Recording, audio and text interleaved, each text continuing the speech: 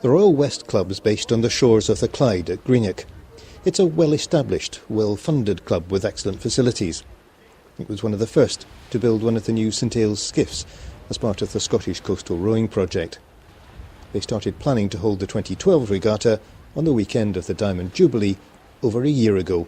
Indeed, when I was looking at the dates for this year's regatta at Royal West, I chose this weekend knowing that there was a lot of Jubilee activity going on.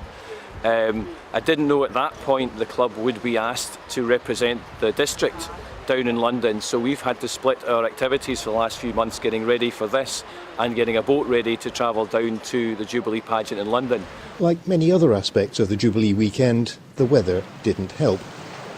It wasn't raining, but there was a stiff cold breeze and the waters were choppy. It made the long course tough, made even more challenging by some robust tactics. Some crews coped better than others. This group crossed the finishing line before its nearest rival had even reached the first turn. I don't know, I guess the team, the boat, and just despite the rather awkward start, I think we just had a nice steady stroke and we just kept going and that was it.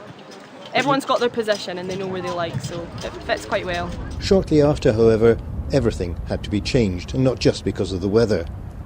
At first people thought this helicopter and rescue craft were on an exercise, but it quickly became clear they were dealing with a real, live emergency just down the coast when a cabin cruiser had capsized.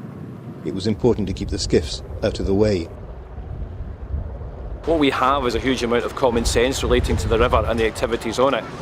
I travelled up and raced the first race, which was quite arduous. The second race I was coxing and watched the serious marine incident develop in front of me up the esplanade.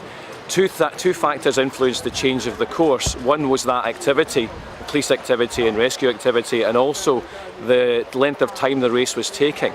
It was a very simple exercise to change the course. I simply contacted the rescue boat that was up there that had laid our marks and had him realign the marks further down the esplanade away from that incident. Towards the end of the day, once the crisis had passed, the youngest members of the Royal West Club were allowed out on a supervised, sponsored row. They raised over £320 for cancer research and were rightly rewarded with a medal for their efforts.